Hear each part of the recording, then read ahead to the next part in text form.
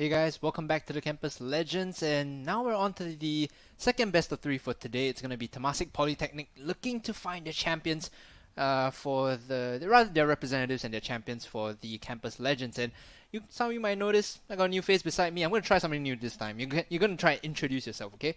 I've been tossing it over and introducing for them, and it feels very awkward for me sometimes. So you know what? Go ahead, introduce yourself. Hi, I'm Spoots. I'm gonna be color casting for this game. Okay. Very excited to see some exciting League of Legends. All right, a very smooth voice, sounding pretty confident for this best of three. And this is the program that we have, right? For Skoga, we've been working with them and trying to develop the talent and get a couple of new casters in for all of you on stream watching. Do send them your love, send them your support, follow them on Facebook, Twitter, Instagram, all the good social media stuff that you normally do. For now, guys, we'll be holding it up before we jump into game. There was a bit of a small break in between, but for those of you that are, maybe behind the curve, a bit slow, didn't catch the first couple of series, and it was the squad from T11 Square, right? The team with the professional players. A bit of a stacked roster. We had Ice Destiny, wasn't officially playing, but we also had Ennard on the roster, who was the standout performer, right? Not gonna lie, it was quite a stomp. Yeah, quite a stomp. I was low-key flaming some of the players, so no offense, guys. It's just a professional thing. I'm not trying to offend any of you. Trying to make it an entertaining stream and keep all viewers interested. But right now we have jumped into Champion Select. So on the left side, on the blue side, on the first to ban and first to pick, it's gonna be Crescendo, and on the red, the opposition. It's funny enough, 2-Pit, which is also the initials of TP. So Right. they're trying to get creative here. Right, so Yeah. we Silas banned away by Crescendo, and it's gonna be the Thresh first ban and the Karma as well. So support pool targeted out by 2-Pit, and Crescendo are going for the power pick bans here. Yeah, and as we can see the Irelia also got banned. So we're really pinching that mid lane pool. Mhm. Silas, of course, also able to go to the top lane along with the Irelia. So I do want to see if we're going to see some new creative picks coming out on the side of Crescendo. On the side of 2-Pit Mhm. meanwhile, I hope that we see something that is able to answer the Kha'Zix very well, because Kha'Zix is quite a suppressive jungler if he gets a hit. Yeah, it's So one of those aggressive junglers, likes to go in and try and make your life a bit more difficult, along the lines of a Nidalee, right? So interesting that they did go for the Sejuani, and these are lightning fast picks because to give you guys a bit of a background, the players went ahead and jumped into the game without us, so there was no one casting the actual pick and ban. So we do have the list of picks and bans now being remade, and they're gonna go with the same thing across. So Lulu, Kai'Sa to round the composition, Ezreal, Braum, and we saw how this lane went already. The Kai'Sa Lulu tends to have the upper hand. we do see a lot of CC coming out from 2-Pit though, which means that they probably will excel a little bit more in team fights. Of course, Nautilus and Morgana taken off the board, even though the Lulu has already been locked in the support role. So I'm not sure what's going on there. Right. Like that you're calling that into question, which is, as casters, we have to be objective sometimes, and that was objectively quite a strange ban. Our OB is kindly signaling to us that that might not necessarily be the case, but yeah, I think the Morgana and Nautilus are the right bans. Yeah. Right. So they're getting the picks and bans underway, and this should be the rounded out composition if I'm getting confirmation. So just to run through the list, we have the Kha'Zix in the jungle, the Kai'Sa Lulu bot lane, Echo and Aatrox flexing around. Meanwhile, across the river, the ban phase, we have the Sejuani in the jungle, Gangplank in the top lane, Orianna in the mid, Ezreal Braum bot lane, which is a bit more obvious, a bit more significant this time. Yeah, and the Ezreal Braum lane here is very defensive, coming in from the side of 2-Pit. Right. Of course, Kai'Sa Lulu does have the advantage, like you brought up earlier. One thing I do want to draw attention to, though, is the Gangplank in the top lane. Something new that we may not have seen so much throughout this tournament. I think that you're going to want to shut down the Gangplank as much as you can, because he truly is that late game monster who can take over team fights, who can contribute a lot to the late game in team fights. But yeah, very balanced drafts coming out from both Crescendo and 2-Pit. I think both teams are going to look towards the team fighting late game Right. to win their games, but I think Crescendo does have the option for going to the 1-4 of the Aatrox in the side lane if they want to do so. Yeah, I like that you brought up, earlier, you have to shut down the Gangplank because of, having the Cannon Barrage accessible to your team means you can make those cross-map plays, right? So you always want to get the lane that can make the cross-map play, just so he can't Cannon Barrage his own lane. Moving across to any other lane might make it a bit more tricky for his team, right? So of course, shut down the Gangplank, maybe get the Aatrox a hit open up the option of the 1-4. I like where you're going with this. Crescendo, have the game plan set out for them. Maybe focus and rather path towards the top side from the Kazakhs. Maybe that's what we want to see a bit more. For 2-pit here, I think the Sejuani as a response pick was quite interesting. You mentioned you were curious what you would use to reply for that. How do you think the jungle matchup works out? Because Kazakh Sejuani is, in my head, a bit more non-interactive. I want you to break that sort of 1v1 down a bit more for me.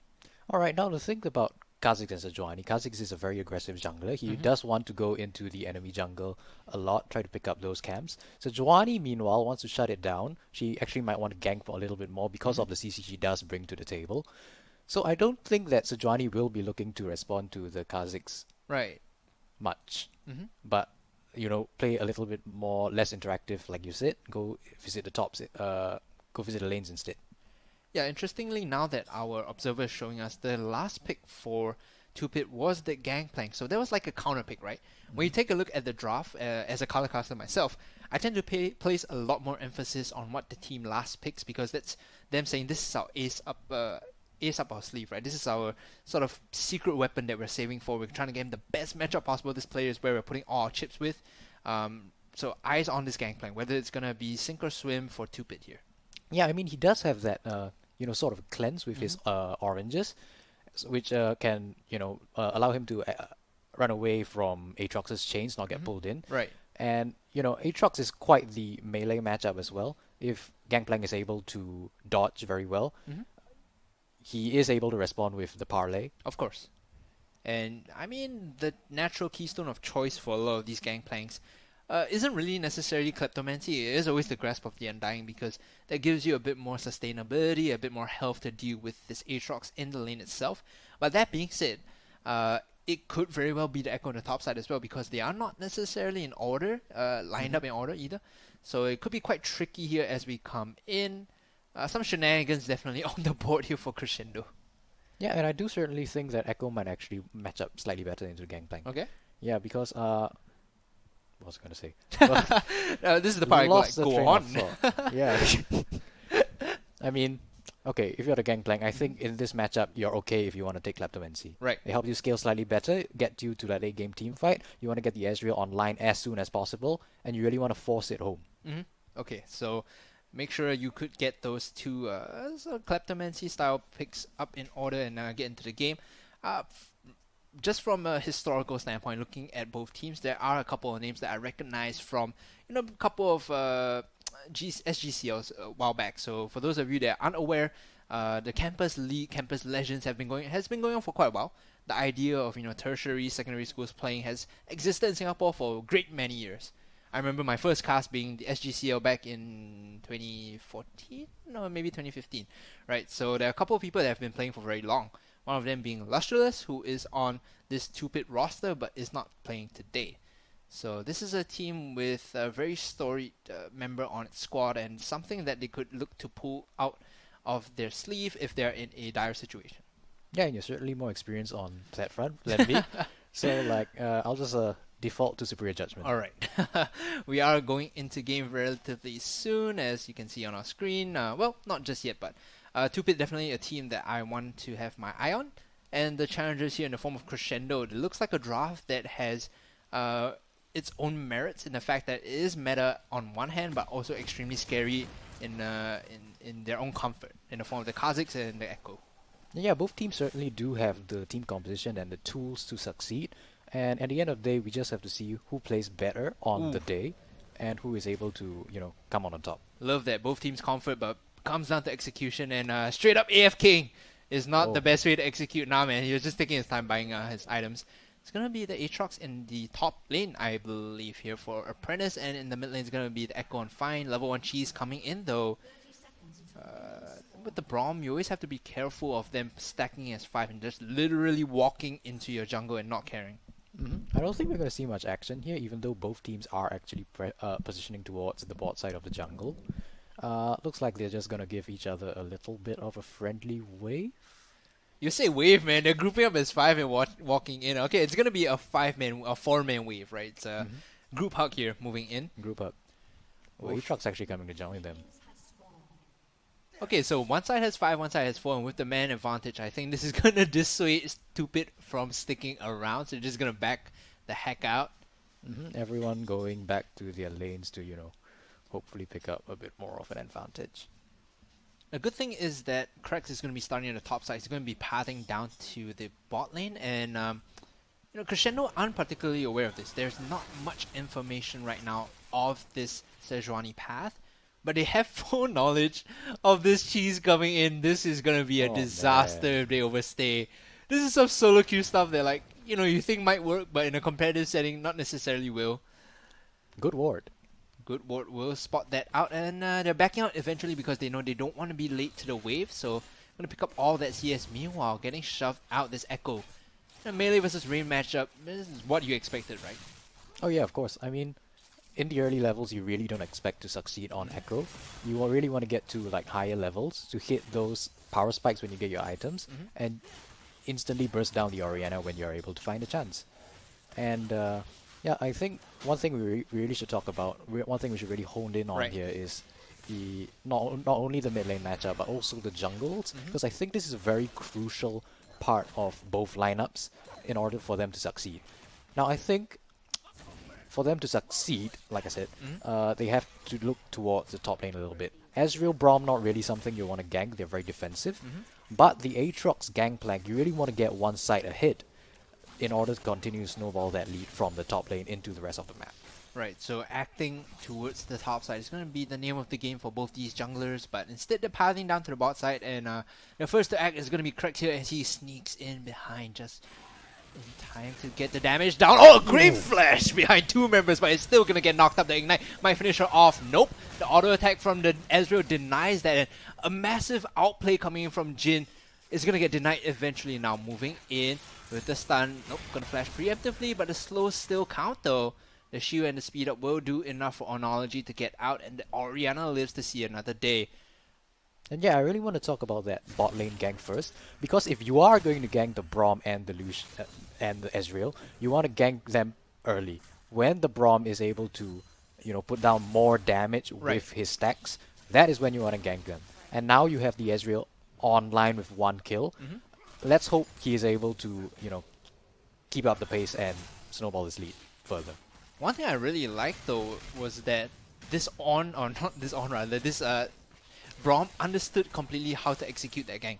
Flash in, auto attack, Q, auto attack, right? That's the perfect combo to ensure that the stun lands. Had he not done it that way in that particular order, I think the flash from the Lulu would have been completed, the stun would have connected, and they wouldn't have gotten enough damage to get the kill. So it was like a series of small outplays, right? The Lulu gets the second outplay as the Braum with the initial good start, and then from then on they just collapse onto one another, and now they get the early advantage in the bot lane. 1,000 gold ahead is the lead for Tupid, and they're looking to press this advantage even more. As you can see, the pathing coming in, early base moving towards the mid lane for Krex. Yeah, credit to both sides. I think both sides actually played that really well, but at the end of the day, only 1 kill was able to be picked up by Tupid on the red side.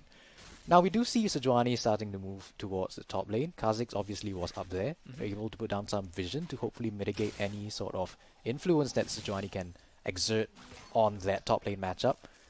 But Kha'Zix himself going down towards the bot side, maybe he looks for a gank.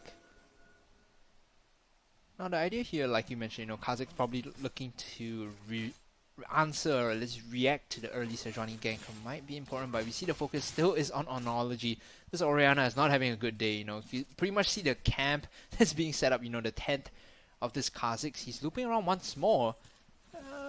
The cautiousness of this Orianna signals otherwise. I don't think that gank is going to happen because the ward spots out this Kha'Zix that has overextended. She's trying to make something happen here. 1v1 the jungle against a Kha'Zix, you might be a bit out of your mind, but the damage says otherwise. Forcing the rotation through from the Echo. I can't overstate how much the jungle camp did to help her, and Onology is going to chase this Kha'Zix away from the camp. Yeah, when we did talk about, the top lane, but I think mid lane is also a very crucial matchup. And, Kha'Zix also acknowledges this, has been to the mid lane many, many times.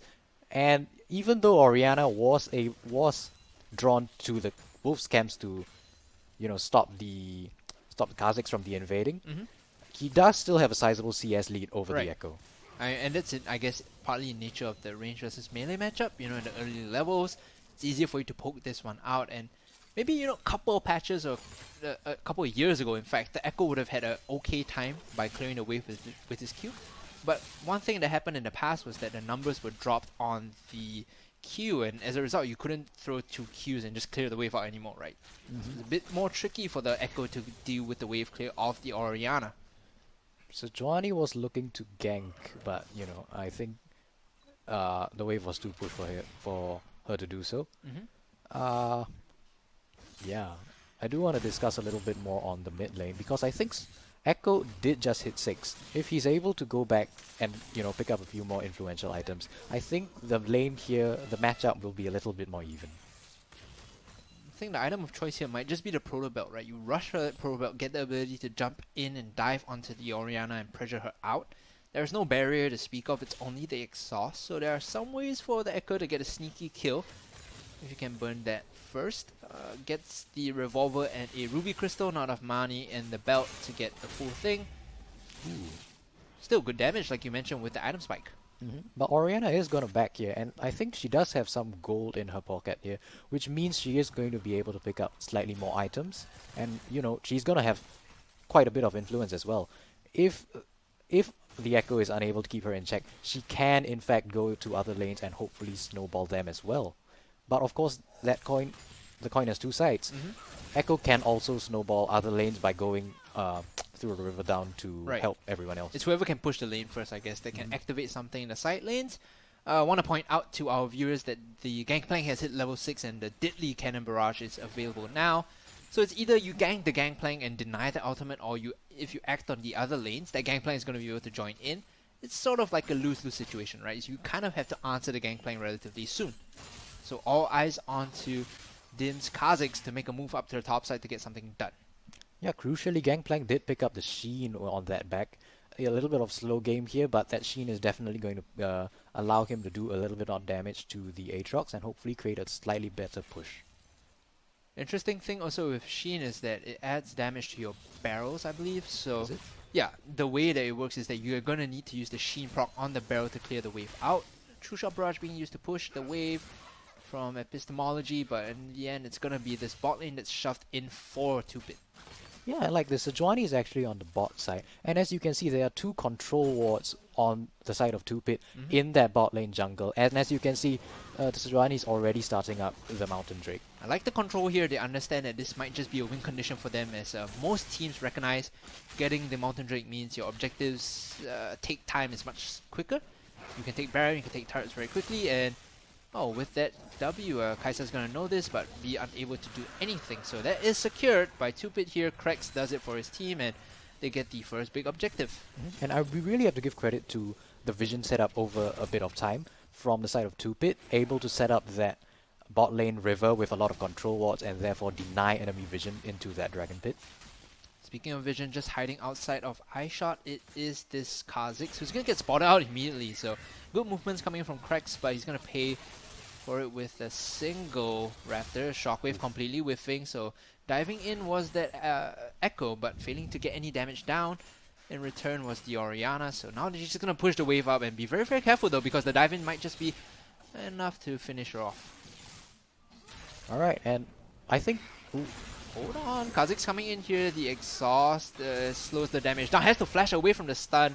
No fear whatsoever from the Echo, knowing that he has the chrono break to get out, and in the end, the damage is going to be on the mid lane across with the True Shot Barrage. But meanwhile, on the top side, the fight's still going on. Apprentice having to flash out. Remember, this is the reworked Aatrox. If you don't get a kill, you're not going to revive. And the great skill shot coming in from the bot side. Epistemology gets the kill. 2-0 Ezreal. And yeah, we're seeing action suddenly spark up all over the board. But it was only a 1-for-0 on favoring 2-Pit here, which means they are able to further force their advantage.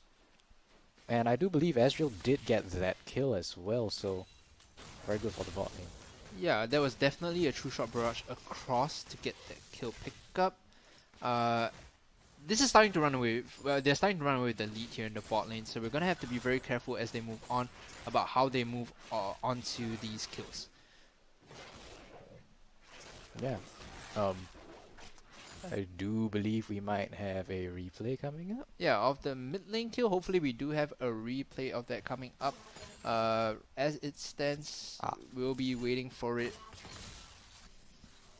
Yeah, there we go. So that is the True Shot Barrage that sailed past, I think. A couple of frames away. Oh, no, we missed it. No, you missed it. You missed it, guys. Send all your flame to him on Twitter. Still. First day. Yeah, first day. We'll give it to you, Spoots. It's cool. Alright. Advantage still in the hands of 2-Pit, 18.4k against the 15.88. So if my quick math isn't wrong, we're not screw the math. We're fighting on the top side. He's gonna get a solo kill and or rather 2v1 kill, and Aetherius is gonna fall, targeting the Gangplank like you mentioned, making sure the Cannon Barrage isn't as effective as they would like it to be. Now they can get some turret plates in response as well. Yeah, I mean, I really like this slow pace of game coming from TP. I mean, contrast that to the earlier best of 3. I think we are seeing much more controlled measured League of Legends here. And, you know, it speaks to a slightly better understanding of macro coming from these teams. You say slow pace, man. They're just going at it for the kills. Flashing away is the Lulu.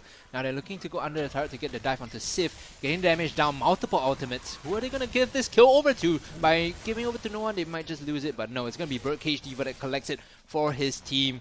Tanking the turret. It is the Ezreal now. They turn their sights over onto the Lulu. Going down eventually. Echo coming in for the kill, but a little too late. Now they turn their sights over to the turret. Teleporting in as well? Jeez, they're committing a lot for this. Yeah, and actually might want to see a little bit more action here. Yeah, I think a bit greedy if they find the turret, don't you think so? Because the wave has been all but obliterated, so I was kind of expecting them to say, you know what, you clear our wave, we'll just back off, you know, trade for trade. You committed the teleports, it's fine, we respect that. But they maybe might have overstayed and now they're backing off. Yeah, and one thing we want to draw attention to was the speed of the execution. You could see that 2-Pit was the proactive one in this situation and did come down to the bottom lane to create that play at a slightly faster pace. Crescendo was able to answer with that teleport on the Aatrox. Unfortunately, it was a little bit too late, and in the end, that teleport was wasted. All in all, though, the kill did go over to the Braum and Ezreal, so this just jets the bot lane so much more ahead compared to their opposition.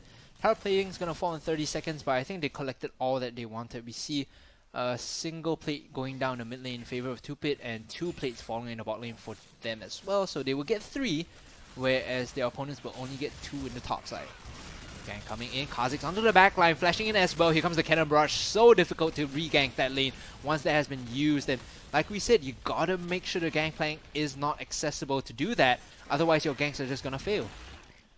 Yeah, and Crescendo acknowledged that the Ezreal is too far ahead for them to be able to answer right now. Right. You might see some action coming in here on the Rift Herald, but you know, like I was saying, right. Ezreal usually takes a lot of time to, you know, ramp up to get the necessary items, necessary damage to be relevant in team fights. But 2-Pit here has been able to accelerate that by quite a lot, and Crescendo is struggling to try to answer again because of that gangplank with his ultimate. Cannon Barrage is starting to become an issue for them, like you mentioned, and the Rift Herald there was dissuaded very handily by Crescendo, knowing that the Aatrox was around. 2-Pit couldn't commit to that. Still very big objective for them if they want to clear this out. They have a couple of minutes left to get this. Yeah, but we have seen the Kha'Zix here being quite proactive. We've seen him try some ganks even though they may have failed. I like this, and I think if they continue to attempt these kinds of ganks, one of these days it's gonna pay off. Like the old age-old saying, right? A broken clock is right twice a day. And right now, turning their sights towards the dragon, it is 2-Pit that's going to secure the second Mountain Drake. And with each Mountain Drake they get, their objective speed just doubles and triples, you know. So this is so much more dangerous now, because then they can turn their sights towards the Baron, then they can turn their sights towards the Rift Herald very, very quickly. So you must be able to answer these dragons soon, Crescendo. Otherwise, your late game is up. Speaking of answer, Onology taking the bare brunt of the damage, jumping across, nice damage onto the Orianna. Now they get the return kill in the form of the Kha'Zix. Echo is still just going to run him down. Cracks now on the edge of surviving. Great flash juking him away. Psych, you thought I went that way? Nah, man, he's out of that fight, and that's a 1-for-1 trade. Yeah, 1-for-1 trade is actually quite valuable for Crescendo here because it goes on to their Echo. The Echo who I think we've seen in the game earlier, but even though it wasn't, on stream, Right. is able to deal out a lot of damage when he gets a hit. So if we do see this Echo get a hit, I think 2-Bit has to, invest some resources in shutting that down. Yeah, Echo is one of those champions we've seen in the past. If you think of notable Echo players, you think of Vitality's Jizuke in the mid lane, who can pop the backline so quickly when you have the access. And he's starting to get to that point, where Orianna has to be careful of her spacing, and you can't really overextend all too much. Now, the first turret goes the way of Apprentice in the top side. It goes in Aatrox's pocket. Early attention spent to shutting down the gangplank is starting to pay off, and 2-Bit are behind on multiple fronts in the mid lane as well as the top lane. Yeah, I actually disagree with you a little bit. I don't think they paid enough attention to the gangplank. Oh, okay. Yeah, but now with slightly more gold on the Aatrox, I think if he is able to play the matchup well, the gangplank might not be that much of an issue, even though the cannon barrage is still a thing. Shockwave being used, the stopwatch to buy a bit more time, but he's in a nasty position. They trade one across. The great ultimate coming in from the Braum as well. Now they're all split in their terms of their attention, but they're gonna get the Kha'Zix on the exit. I was a bit unsure there because it seemed as though they used the Braum ultimate to commit to under the turret diving, but then they realized, the Kha'Zix is free anyway. Let's go and squash the bug. But credit to the Kha'Zix. He wanted to pull his team back into the game. He saw an opportunity and he went for it. Yeah, making the plays there, making sure they can get stuff, and right there, because they knew there were multiple members on the bot side, Apprentice gets full access to this Rift Herald, and now he can bust a lane wide open with that objective. Yeah, we really have to look at where he's going to put it down. Because if he goes for the split push, he can take that tier 2 turret if a fight breaks out at the bottom lane. Or they could attempt to siege the mid lane. I'm curious to ask right now, because what do you think is more important, the mid lane or the tier 2? Because based on their team objectives, getting access to mid tier 1 means that they open up the jungle, they open up the map, and they can play the 1-3-1 more effectively as well. Yeah. Getting a tier 2 just means a longer lane for one person. Yeah, it's exactly that. You want to open up the mid lane because the top lane isn't actually really where you win games from. It's the mid and bot lane. Right. So if you open up the jungle, you open up more opportunities to contest objectives and therefore allow your team a greater chance of succeeding. Alright, so you heard the man, guys. If you're Apprentice right now, you want to run mid lane and just throw the Rift Herald down and get the mid tier 1. But in due time, of course, because you got to group up and make sure you can get the objective first. Sensing that, they've regrouped and redeveloped and reassigned their lanes. It's going to be Ezreal Braum in the mid lane, Orianna on the bot side, and in the long lane, it's going to be the Gangplank solo laning and trying to push this one out. And on to the point of Rift Heralding the mid lane. I think that's going to take a little bit of work because as you can see on your minimap right now, Crescendo has set up quite a big vision line around the mid lane with a lot of control wards. So if 2-Bit really wants to siege that mid lane, it's going to take a little bit of work to clear out those wards to get all their teammates in one place in the mid lane and go for that siege. But as it stands, 2-Bit is sieging Crescendo's mid lane. It's going down very slowly though, even though they have double mountain, and here comes the re-engage from Apprentice. He still has the World Ender available, but no, he's just going to walk in with the Umbral Blades and do a bit more damage with the Qs. Two members grouped out on the bot side against Ornology, so there's Orianna though taking a lot of pressure. Meanwhile, there's a kill coming in onto Birdcage Diva, who was caught warding and overextended, so they find a man advantage here on a wandering Braum, and this could very well be the Rift Herald being popped. Yeah, we should see mid lane turret go down, but Gangplank is on the top lane. 2-Bit is gonna take the top lane as well to answer that. But wait, Rift Herald isn't actually down yet. Oh, this might be a small misplay coming in. They're losing the window because right now, even though he's jumping to the top side, the turret is gonna go down, and so they get one turret for nothing, trading only a waylay support. This is a game of push and pull right now, Spoos, and I'm curious to see who is going to come out ahead because both teams play the macro pretty well, even though there's some mistakes being made. Rift Herald has to be used in the mid lane relatively soon, otherwise it's going to run out as well. Yeah, and these mistakes can really cost you the game because you're not utilizing your tempo advantage to the max. Speaking of mistakes, caught behind enemy lines is this Kha'Zix. A lot of damage for leading the charge is the Aatrox. Here comes the Cannon Barrage to support the back line. They're looking like they want to disengage from this, using the World Ender to run away. Remember, this is the change World Ender. He's just going to fall eventually. And off the back is going to be the Kha'Zix as well. Guys, you can't use that to prop the res anymore. You have to get a kill first before you get the resurrection. And now the third Mountain Dragon as well. Jesus, the RNG going the way of 2-Bit, and they can pretty much swing to Baron if they can get a man advantage anytime after this. Yeah, and now on the side of Crescendo, you really, really have to be mindful not to get picked off, because Stupid can just melt that Baron like that. Or just like that. Looking to turn their attention towards the mid lane with the man advantage. Of course, there's still 9 seconds on both the jungler and the top side now. It's going to be fine alone stun under turret, and with the chrono shift, we'll be able to jump out of here, but one more auto attack might be able to finish him off. Nope, great play under the turret, psyched him out. My goodness, wasn't expecting that. Yeah, but keep your eye on Apprentice. He's forced to use his teleport to the bot lane because, ooh, Rift Herald actually just ran out. Yep, Rift Herald just ran out, so he's forced to use it in the bot lane to get the Rift Herald down. Like you mentioned, great eye, because if he didn't teleport, it would be pretty much stuck in base, right? So he had to teleport to the bot lane to get the Rift Herald down and at least secure the bot tier 1. But Craig says something else to say about that. Yeah, I don't think that Shelly's gonna do much on this turret. This Sejuani and the rest of 2-Bit are here to answer the Rift Herald. That's a fuse bad. They commit multiple members to clear that out, and bot tier 1 still stands. Turning their sights towards mid tier 1 now is Crescendo there. 4 members strong. The wave is gonna get cleared out very quickly by the Orianna. I say that they move forward aggressively and get all 5 members down to siege the structure. A bit afraid was Analogy. They didn't want to walk up to clear the wave, so they did get the turret hit. Yeah, we have seen a lot of sieging, and I think that began from actually that top lane fight, because it freed up the Aatrox to then go towards the bottom side of the map, and we have seen that Aatrox try to snowball mid lane, try to snowball their bot lane, and put in as much effort as he can. That's just good top lane play in general, right? Once you win your lane, you crush the turret, you roam to the rest of the map and try to expand your advantage in other ways. Analogy staying alone in the mid lane, has a couple of members on the side, but it's a warded brush and they will find out now with the control ward. Excuse me. Now, on the bot side, Ethereus trying his best to clear out the wave. You realize he's been slow pushing a lot of these waves instead of fast pushing them, and that has garnered him a small CS advantage. Yeah, we see 2-Bit here trying to siege the mid lane. It's actually going pretty well because they actually have quite a lot of poke, a lot of damage in, a small window of time.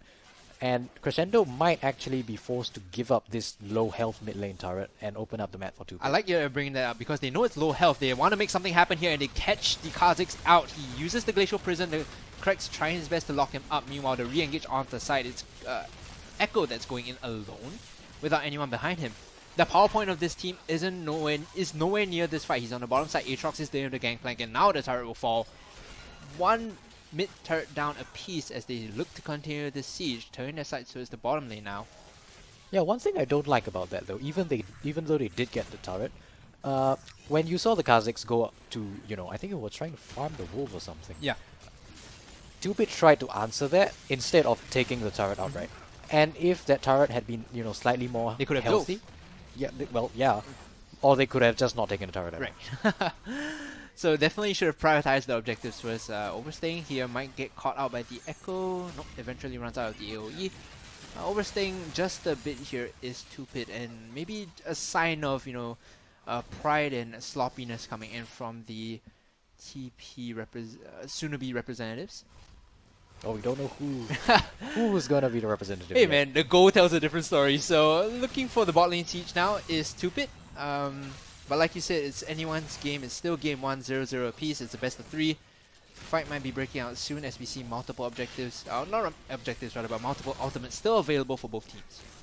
Can we take a look at the AD carry matchup actually? Because that Azrael has been very crucial to the success. Ooh, actually nice action there. Yeah, a lot of action onto the Echo, who still has his ultimate and will not be able to use it in time. Meanwhile, on the bottom side, they find the Orianna. So both mid laners have fallen, and now a lot of damage on the backline from the Ezreal, who is completely untouched, landing Mystic Shot after Mystic Shot. They get a great re-engage and they jump the backline, leading the charges. Krex, this Sejuani is a giant beast. Only member alive is the Kha'Zix, and he will fall eventually, squashed by the Sejuani, and they lead the charge now. 4 members alive with the wave to get the bot tier 2 or bot inhibitor turret.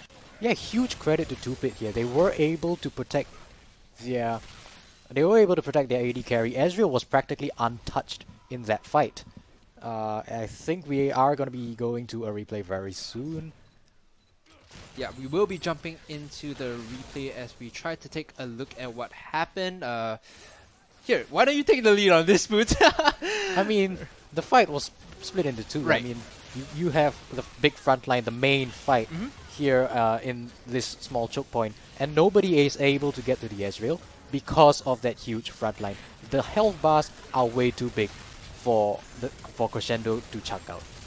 Yeah, not just that, right? After your initial damage has fallen in the form of Echo, the burst finishes, there's really nothing much you can do, and the ace being converted just means, oh well, now we can just push the lane, reset, get our objectives, and credit where credit is due. 2pit has been phenomenal on the objective game. They've gotten 4 dragons, all of them are high priority dragons as well.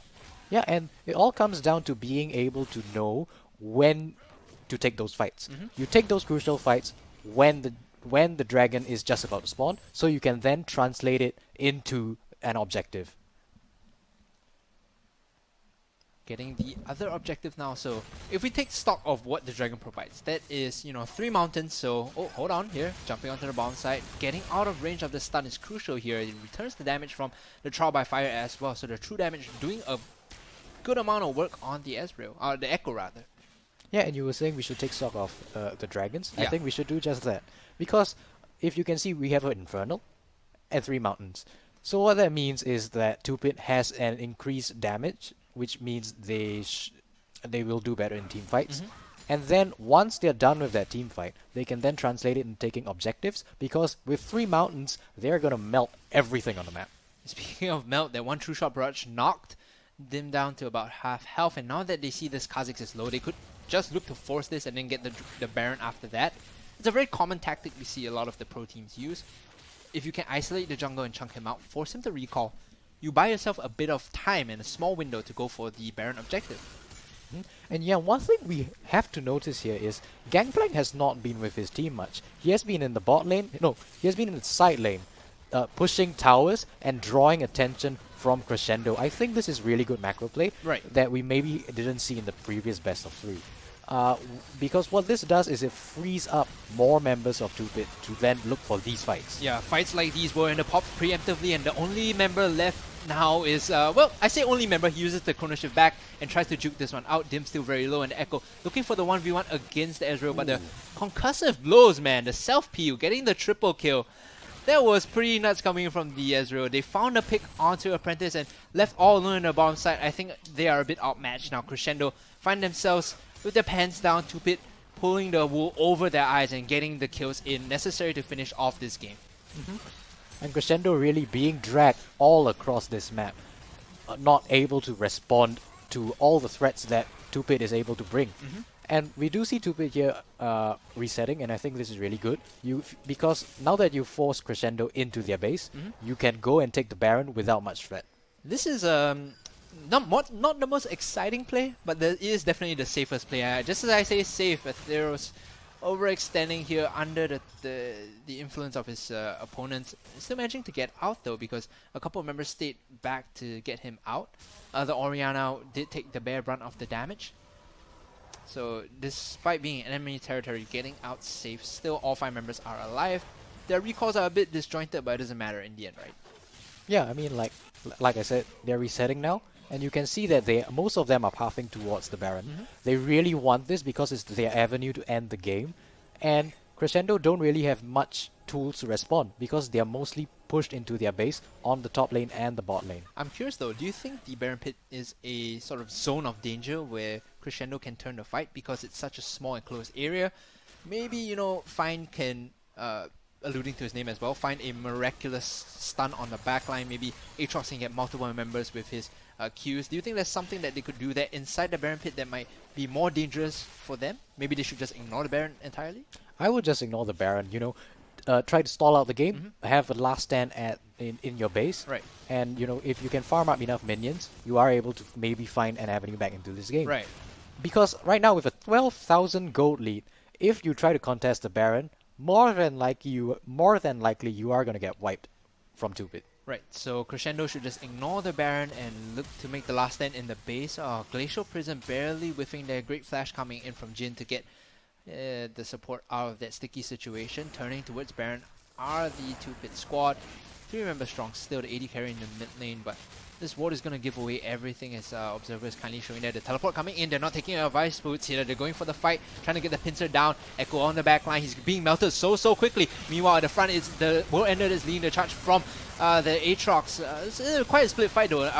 Unfortunately, so in the end, it will be the Kha'Zix that falls first, and the Braum to fall on the opposite side. This Keep is your still eye on the Gangplank in the base. yeah, Gangplank is still pushing in, and the Echo has somehow made it in, and there is a super minion there. I like the way you think. He's looking to close this one out with the Sheen. He's gonna do Oh, it. he's gonna do it for sure. They're denying the recalls. There's only 2 members left, and Echo is just barely making it in. We saw in the previous fight there, Etheros managing to get the 1v1, and now the Echo is getting isolated because the rest of his team is coming in to join him. The Gangplank trying to steal the glory for himself, pushing in 1v1. Eventually, the team comes in to swoop in and finish this game off. Game 1 of this series goes the way of Tupid. Yeah, I think it was a clinical finish from the Gangplank. Like, if you're playing a Gangplank, you want... This is the game that you want to play. Right. You want to be in a side lane. You want to keep the pressure on you, and not on your teammates, so that you keep pressuring those turrets, try to take them down. And in the end, we do see him trying to backdoor the base. And I think that is the best game you can have if you're playing Gangplank. Yeah, ideally, Gangplank wants to be isolated away from the team fights because you're not necessarily very good at dealing damage in an uncoordinated situation, right? You always want to be on the side supporting with cannon barrage and trying your best to provide the 5th or 6th man in that sense. Credit where credit is due. I think they did a very good job executing a macro game. Tupid there showed that they have a good mastery of the map movements. Yeah, but we do see Crescendo with some signs of life. I think they can actually come back in the next game if they try to play more towards their win condition. Right. If they try to, if they had shut down the Gangplank earlier, Gangplank wouldn't have such a large impact on the game. Yeah. And maybe they would have found a win in here. That's a massive point you bring up because without the attention, the Aatrox was already, getting solo turrets, getting kills on the Gangplank. Maybe a bit more attention might have set things in motion for him to be slightly bigger, be the bigger front line for his team, and perhaps buy more space for the Kai'Sa to pop off. Yeah. With that, guys, we're going to go for a short break. Remember, this is a best of 3 series. TP looking for their representative right now. Tupid making a good case for themselves. We'll be right back. Don't go anywhere. See you.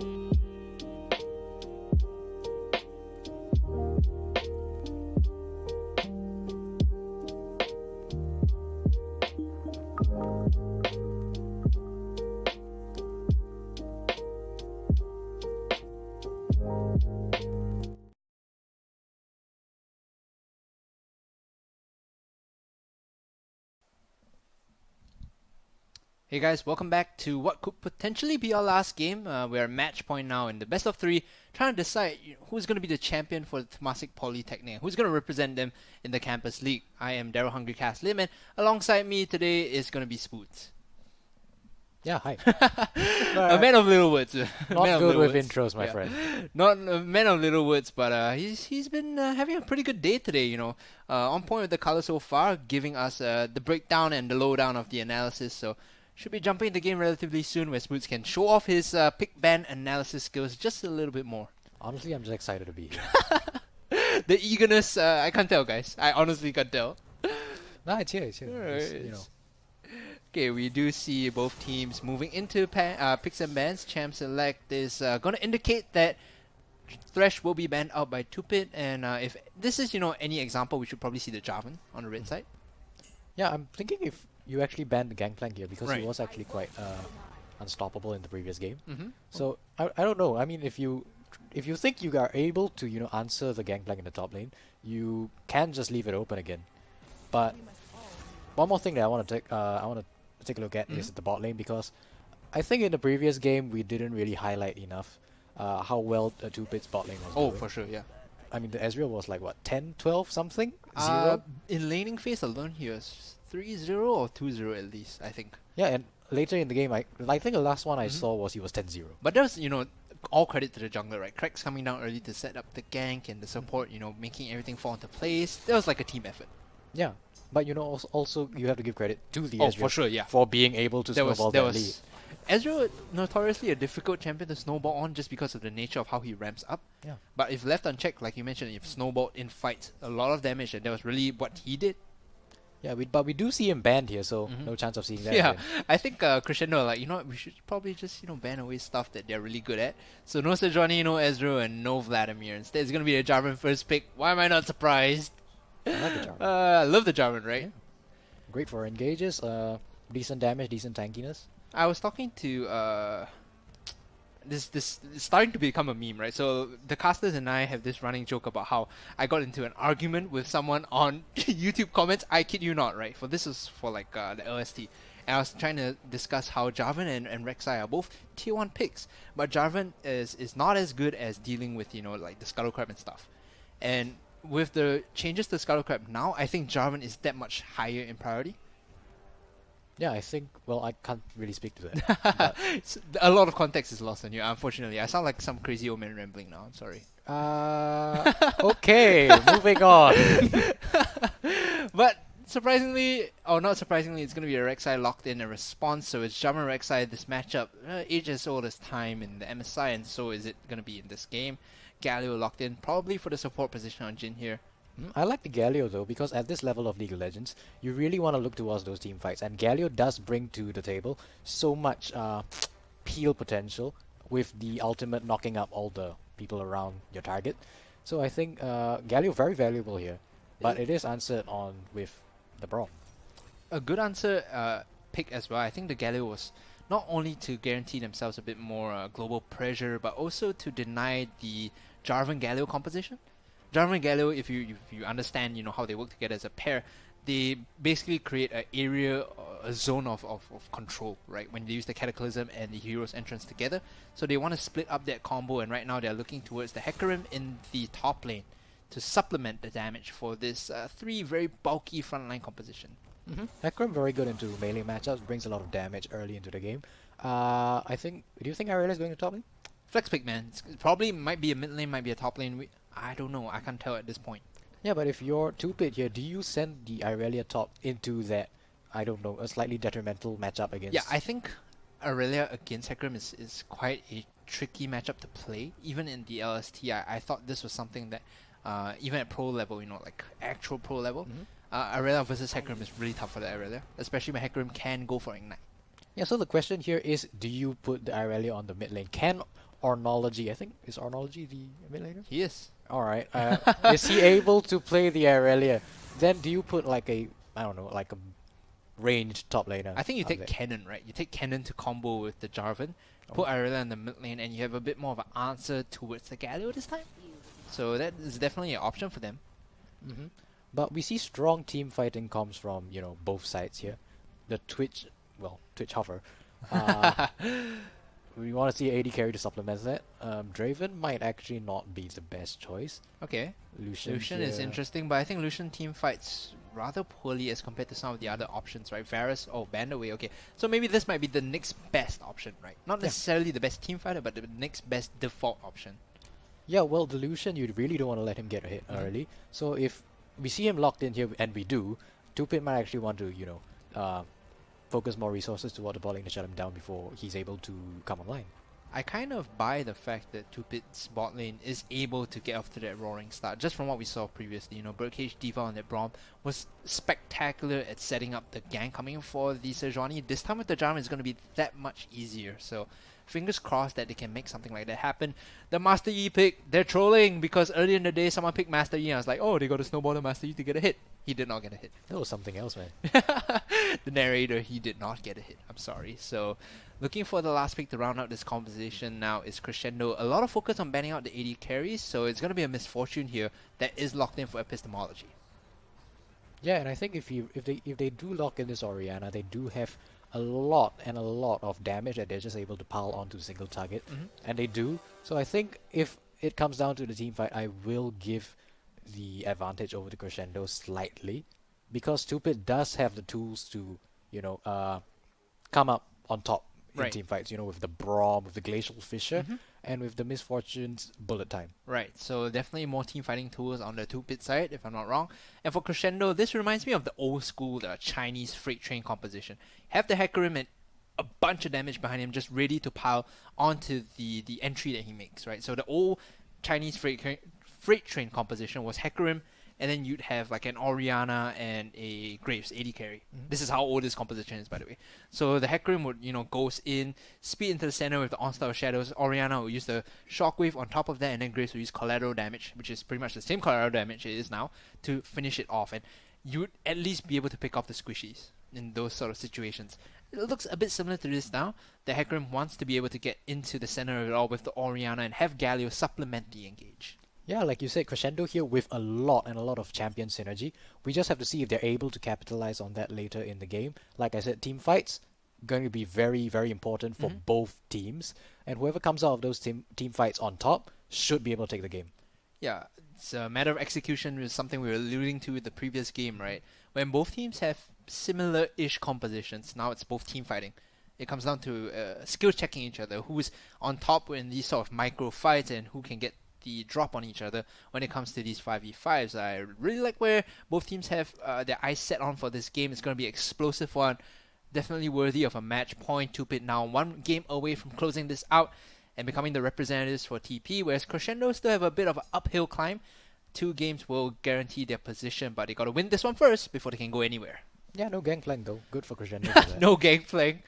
You're very on about the global presence sort of champions, right? I feel like there's a burning desire in your heart. Yeah, I want to see a lot of good macro plays. That's the thing, because anyone can get scrappy. Anyone can come out on top in team fights. But the macro play for me is really what sets teams apart from each other. Okay. And we don't see the gangplank here. Doesn't mean we don't see macro. We have the Galio. Galio's out isn't actually goable. Right. So we have to see Galio in the correct position in order to capitalize on his ultimate. He's sort of like Tahm Kench in the sense where if you make the correct moves before your opponent, it's advantage that increases exponentially. But if you're moving late, it's a disadvantage that increases exponentially, because then you're using the hero's entrance into a fight that's already lost. Yeah. Same thing for Tahm Kench. But if you get the drop, if you act first, if you have the advantage, then like you say, I completely agree. You're starting the fights off with the advantage. So macro play is going to be key here, and at the same time, Spoots is low-key throwing shade at IG, who literally just runs into the enemy and dies. So gotta play the macro, Yeah. Map the plays and play the map. Yeah. But that being said, I'm looking forward to some explosive matches. There's no way around this. I mean, regardless of how you play the map macro-wise, right, it's still gonna come down to a big 5v5 fight. It's the classic Southeast Asian style. Even though we can play the map, we're just going to run each other and kill each other, right? Good point. We'll eventually end up defaulting to that, and both teams with the same style, same direction. It's inevitable, as Thanos would say. Sure. Sure. Should be jumping the gate relatively soon. And guys, not to forget, signups are still available for the rest of Campus Legends. At this point, we're playing on a week-on-week basis. Every week, it's going to be a new tertiary institution that's playing. So, Google your school /Campus Legends. I'm sure the sign-up page will be right there. It'll be an Eventbrite page. Sign up with your squad, for a chance to gain glory for your institution, but also some sweet cash prizes. Yeah. Do it. Yeah, do it, man. Spoots demands it. Demands is a strong word, but you know what? Yeah, sure. I demand it. Do it. More teams for us to cast is going to just mean that we'll get all the more bloodthirsty action at the end of the day. It's been an interesting day for us. This is potentially our last game, definitely our second last game. A lot of good matches today. The quality and the caliber of the teams have risen quite a bit compared to the past. This time we're seeing teams that understand the macro, understand how to draft, especially in this series. Impressing me a lot more is Temasek Polytechnic. Jumping into game relatively soon. Once more, apart from signing up, don't forget to tune in weekly around this time. It's usually 12 p.m. to 1 p.m. GMT +8 where we go live. To remind you guys, next week we will have Nanyang Polytechnic playing their qualifiers on Saturday and Neon Polytechnic playing their qualifiers on Sunday. So if your fans are playing, if your friends are playing and you're fans of them, tune in next week to catch them on stream. Yeah, looking forward to that as well. But right now we are jumping into game for 2-Pit versus Crescendo, game number 2. Smelling some premium aged Gouda coming in here for CSD. Crescendo stacking up on the bot side with 3 and then making the corner turn. Might just be a defensive fan. Meanwhile, defensive hold here from 2-Pit as well. Yeah, actually, can I bring up something here? Because you do see, if you hover over the Dragon Pick right now, it is going to be an Ocean Drake. And most teams tend to want to take that early to give their laners a slight advantage in regenerating health and mana. Right. So if I were both junglers here, I would be trying to get a strong bot side, like we saw with 2-Pit earlier, be able to set up control wards around the bot side river and capitalize on that by taking the dragon. Yeah, it's one of those dragons that have a lot more value early on, but as the game goes on, it just becomes, instead of Ocean Drake, it becomes Open Drake, because there's no point sacrificing the map movement to take it when, Baron is open, when turrets are open. So I agree with you 100%. Get that early, get the advantage in the lane just because of the regeneration. And if you can secure the vision to get it and sneak it, all the better. Right now, as we see the map being played, it's going to be a similar start on bot side for both junglers, with some help from the AD carries and supports. Yeah, but Aatrox versus Hecarim is something I want to bring attention to. Not my strong suit. I don't really know much about the top lane. So if you'd like to take the lead on this one. Okay, so for the viewers that are a bit confused, we are both, sort of color casters by nature, but as it stands, looking at this matchup with the Ignite, of course, the kill potential definitely in favor of Apprentice on the Hecarim. Level 2 is the window where we want to see him get the devastating charge, right? When he can start shoving the Aatrox towards his own side of the map, that's when he can actually get the kill. But the wave clear is definitely much more available for Aatrox, so he's not going to give that opportunity to Hecarim. He's just going to clear the wave back off, using the Q spam. Alright, we do see Jarvan pathing to the top lane though, might be able to get a gank here. A bit lower mana, has to wait for it to come up. He's still level 2 though, might have just shown his hand. Nope. Stays in brush. Walking over to the red buff, will get spotted out by the Tremor Sense once he turns this corner. Ooh. I don't understand why Orianna isn't actually backing off. Ooh. Yeah, there you go, pushing him into his side of the map with the Ignite as well, but with the Jarvan coming up to supplement this, Apprentice is on the wrong side of the map. Flag and drag in, auto attack will slow him with the red buff, and now taking the 1v1, First Blood will go the way of the jungler. And like I said, he's trying to get the push in, but because Jarvan recognized it, I guess he pathed up in the right time. Yeah, a little bit of unorthodox pathing, but you saw the... Not much action. Yeah, there was an attempt, right? There was a teleport attempt, but the flash was burned in response. Yeah, I mean a good trade of summoners here. And again, back to the point, Jarvan was trying to path down, but he did have the awareness that something was happening topside, and he did make that rotation up. So credit to 2-Pit for having that kind of team synergy and team communication. I love seeing teams that understand how to alter their jungle pathing towards lanes that require help, and being fluid with their pathing as well, because this signals to me that the team is talking, they understand what the conditions are for lanes to not, auto explode and still come out ahead in the end. So this is a good sign to me that the team is speaking and communicating and understands the game on a deeper level.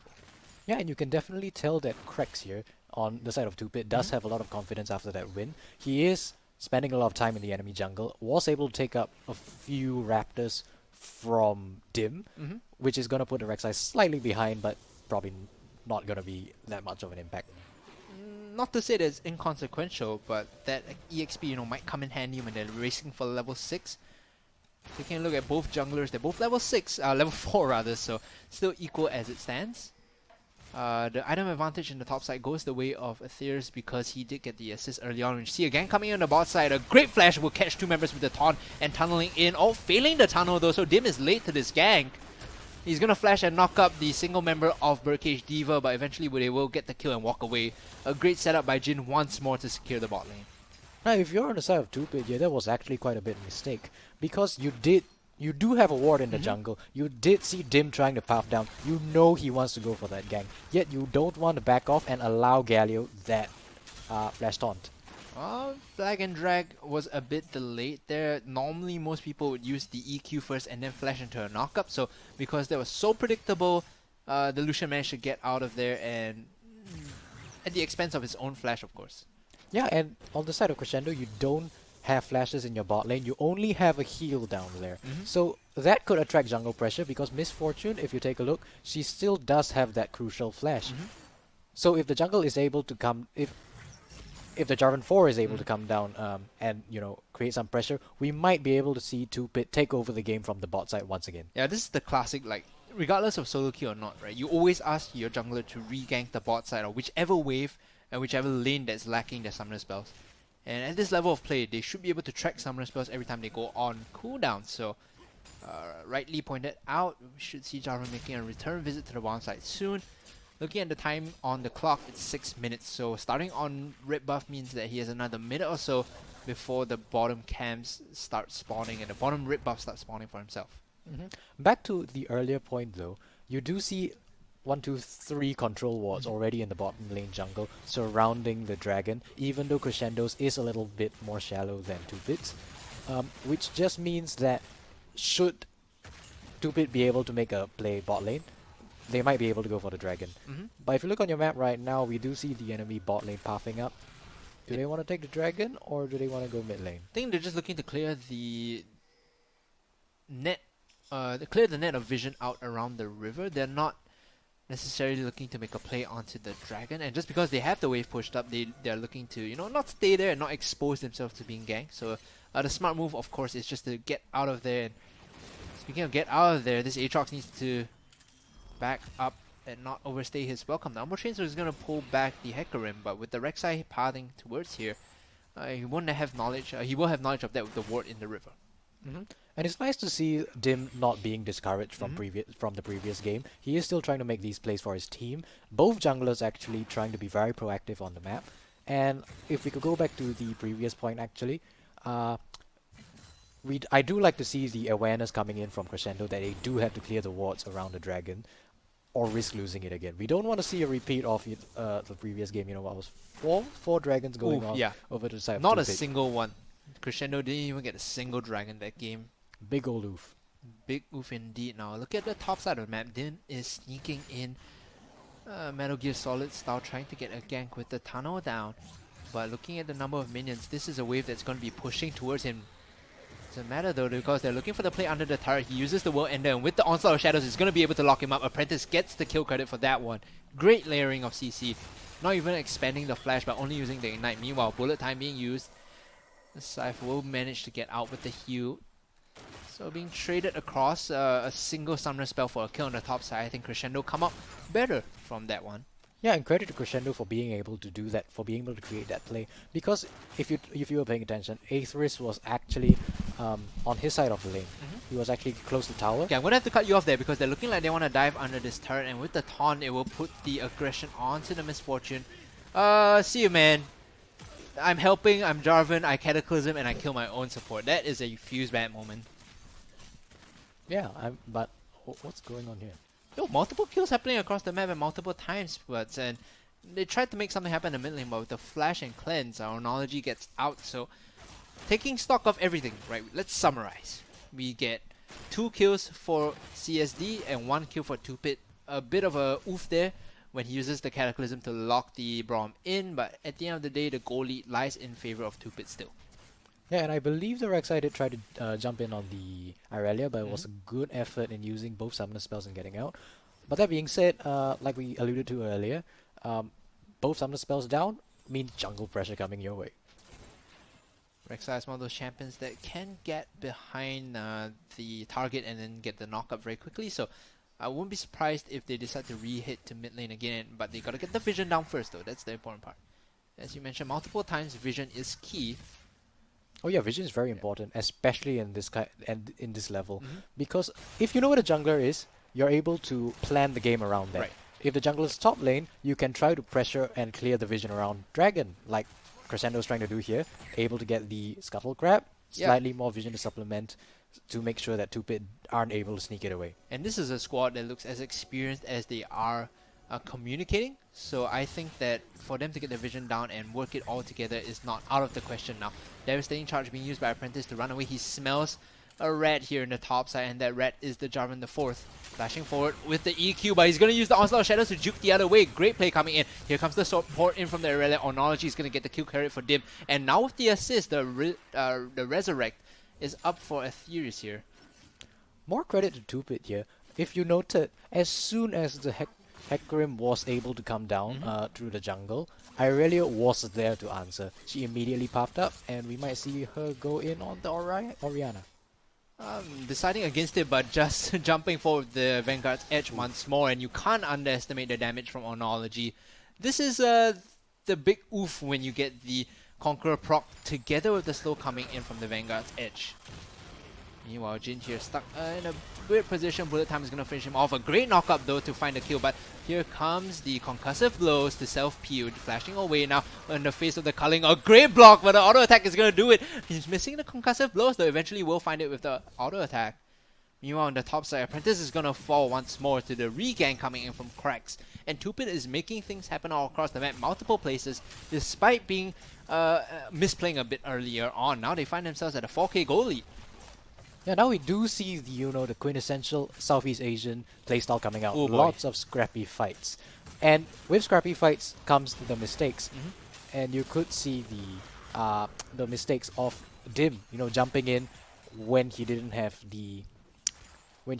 anyone around him. Right. Pays for his sins. Tries to jump on the misfortune but was unable to get the damage down, and in the end just gives away his life. But that's a tough situation to be in because you're standing in the center of bullet time and you kind of want to disrupt it, but doing so means you burn your flash and you're stuck in a 1v2. I kind of empathize a bit with them being in that weird position. So now 7-4, the kill score, 2-Pit looking like they are in full control of this. No one paying any attention to the dragon yet, unfortunately. And we're reaching the point where you shouldn't have to. It should be a free pickup on someone in the bottom side. I think the big objective right now, both teams will want to contest, is Rift Herald. Yeah, 4k goal lead right now, even though it isn't exactly insurmountable. We do see Crescendo here trying to do something, maybe? Using the tunnel to get out of there, then not staying in range of any other damage. Yeah, I think both teams are just trying to temper their aggression, look towards their next big item power spike maybe to look for these crucial fights. Right. Speaking of power spike, Blade of the Ring King completed for both Lucian and Misfortune. Top side is the Youmuu's Ghost Blade done for the Aatrox. Yeah, and as we can see, the Irelia has been given quite a push here. 2 kills already, pushing her way towards that Trinity Force. She does have that Tiamat, yeah, to aid in her wave clear, able to push waves much faster. The taunt isn't exactly what you're looking for. Meanwhile here in the jungle is a massive fight breaking out, using a great stun. Manages to find a kill off the back with the ultimate as well. So rejoining the fight here is the Jarvan together with the Braum. This time the Cataclysm is not actually helping. The bullet time is enough to find 2 members, and now they have to back off because they are sorely outnumbered.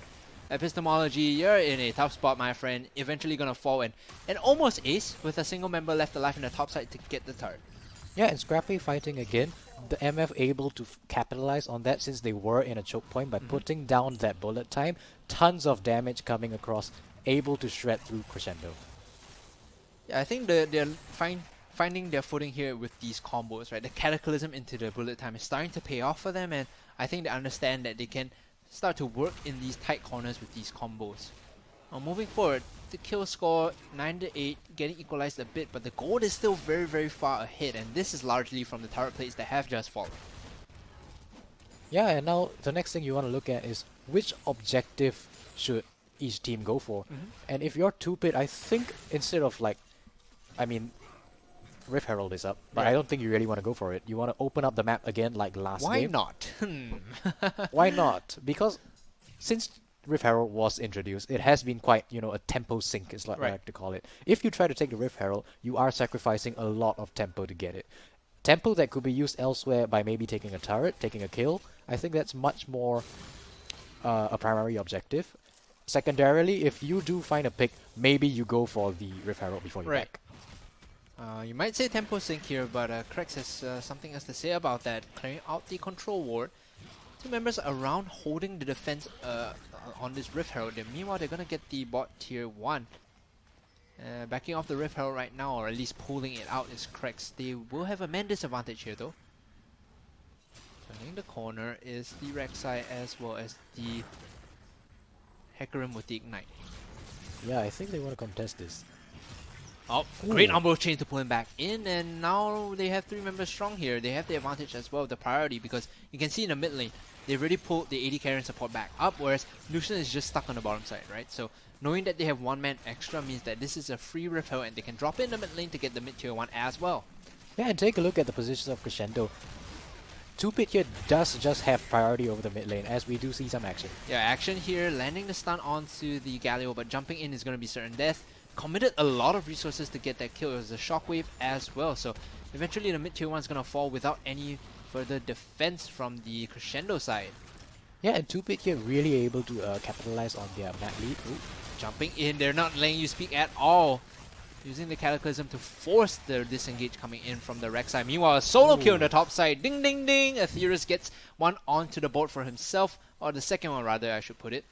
They can turn their sights onto the top tier 2. But the Aatrox is happy with that one kill. You know, the pony's tasty enough. You don't need any other structures. Yeah, even though we did bring up the point of scrappy fighting, we do see that 2-pit is still pulling Crescendo all over the map. They take all the turrets, and we do see a replay. Oh man, just get slammed, man. That is a painful kill. That's a real feels bad, man. It is, right? I mean, you thought you got out of the range of the Umbral Chains. Nope, it's still in it. Feels bad. Riot's hitboxes. Yeah, I felt the same way in one of those games with the Mumu earlier today. I was like, how did that connect? That was, you know, that wasn't a clean shot. Yeah, lollipopping at its finest, my friend.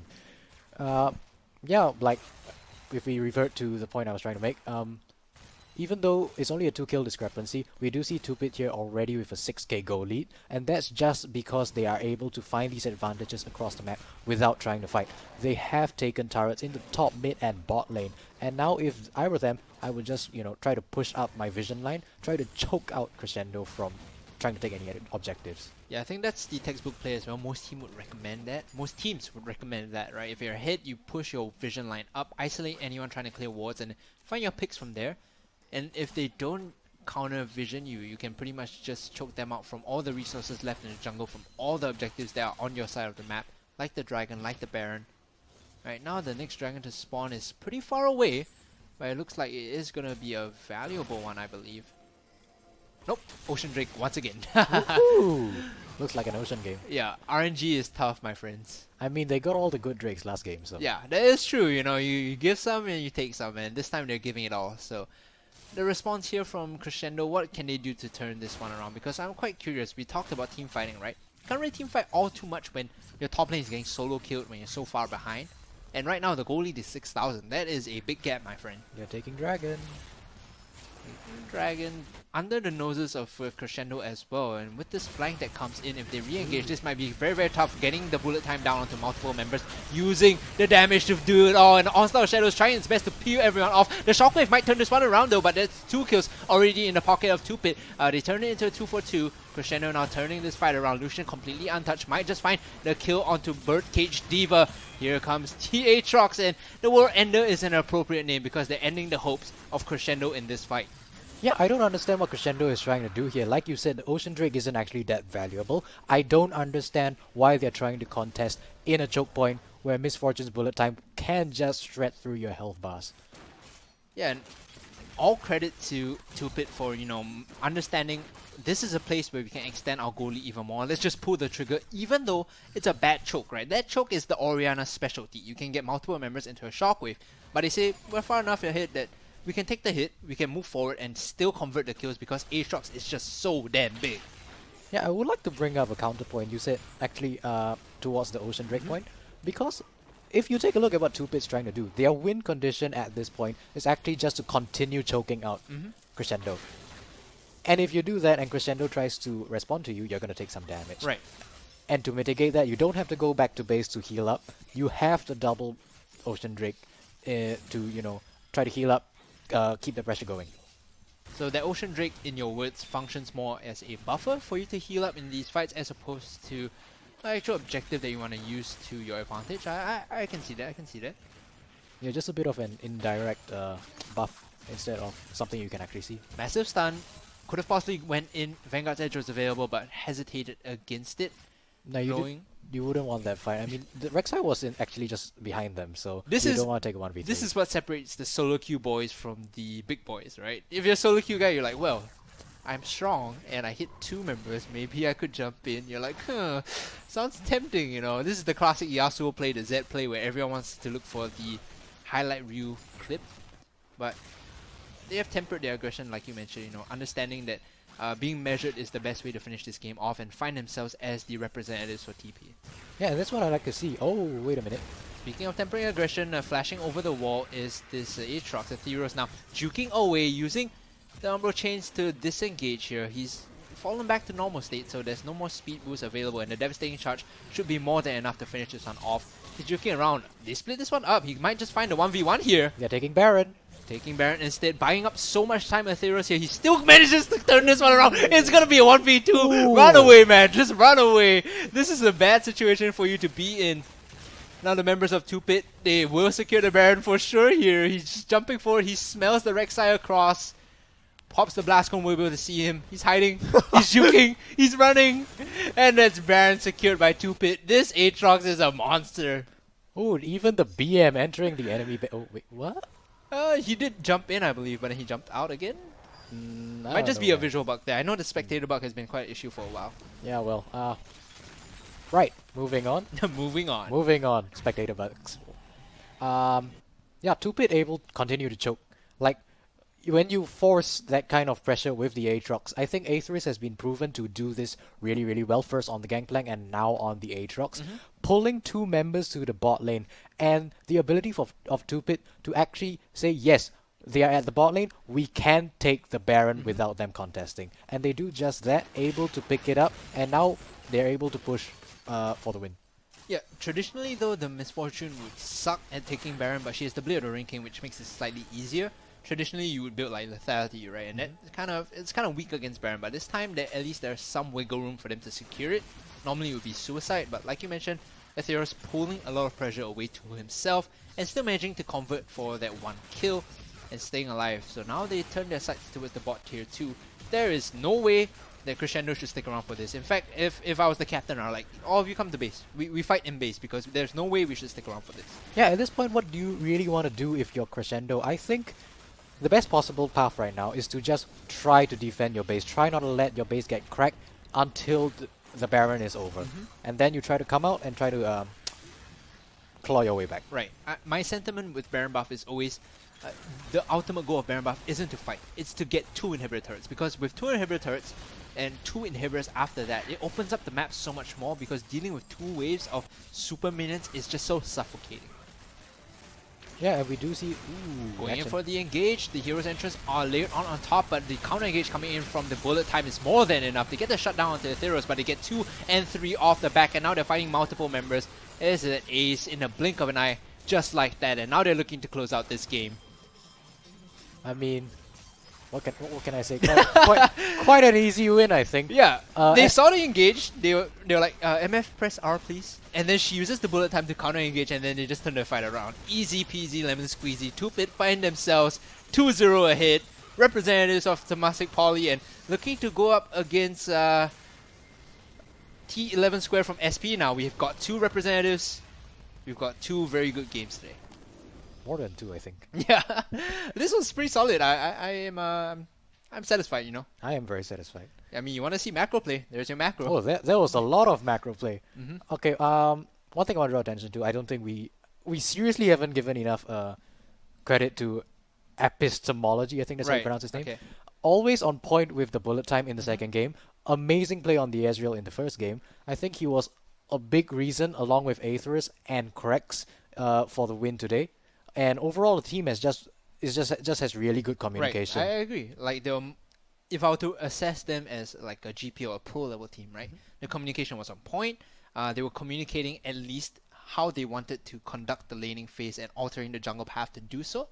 And there were not many individual mistakes on all 5 members of the squad. I think on a whole, I'll give them like a solid 8, 9 out of 10 individually against their opponents today. Yeah. One fun thing I'd like to do though is, if you take the TP representative and the SP representative, put them together, who wins? I say TP. They look more clean, and their understanding of the game on a like pathing, drafting level it looks more impressive to me. Yeah, I think then we are in agreement. All right. So with that, guys, we will be calling a day for us here at the desk. Not to forget though, this is a weekly affair. Campus Legends is a weekly affair, and next week we will have Nanyang Poly playing on the Saturday and Nanyang Poly playing on the Saturday and Nanyang Poly playing on the Sunday. If your fans are playing, tune in, watch them. Their games will probably be broadcasted, and if they're not, well, just tune to watch some good League of Legends anyway. Right now, the signups are still available for the other schools, so if your school hasn't played yet, high chance that the signups are still available. Go and sign up, stand a chance to win this glory and cash prizes, and have us shout your name on screen. That's the part that people tend to be very hype about. Can I just butt in? Yeah. If your friends aren't playing, you should play. Yeah, you should play. Why not? Because I'm at the same rank of some of the players, and I'm like, you know what? Let's just do it. Why not?